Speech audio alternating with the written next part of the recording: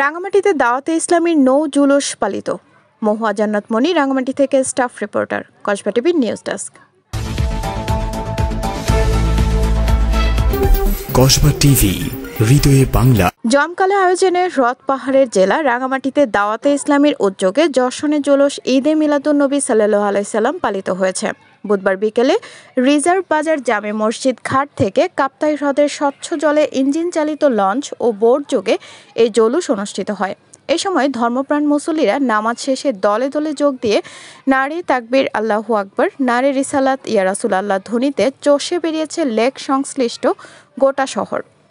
রাঙামাটি জেলা দাওয়াতে ইসলামী জুলুস আয়োজক কমিটির সদস্যরা বলেন, প্রিয় নবীর আগমনকে ঘিরে আশেকে রাসূলরা তাদের ভালোবাসা অনেকভাবেই দেখাতে চায়। যেমন সিরাত পালন, কেউ পায়ে হেঁটে, আবার কেউ বা গাড়িতে বা কেউ ট্রেনে।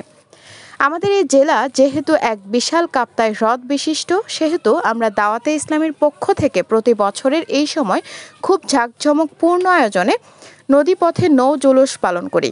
এবারও তার ব্যতিক্রম কিছু নয়। এদিকে চোখ ধাঁধানো এই আয়োজন এক নজর দেখতে আসা শহরের বিচ্ছিন্ন দ্বীপের হাজারো ইসলাম ধর্মাবলম্বী নারী, পুরুষ ও শিশুদের মুখে ছিল ঈদের আনন্দের ছাপ। অনেক খুশি হই, দেখেন যে নবী না আসলে পুরো দুনিয়া সৃষ্টি হতো না। ওই নবীর আগমনে আমরা আজকে এই ঈদ উদযাপন করতেছি।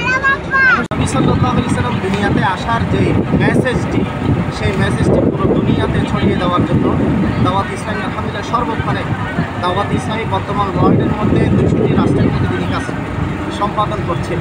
কসবা টিভির সংবাদের সাথে থাকার জন্য ধন্যবাদ জানাচ্ছি। পরবর্তী সংবাদ পেতে আমাদের চ্যানেলটি সাবস্ক্রাইব করে রাখুন। হৃদয়ে বাংলা, কসবা টিভি।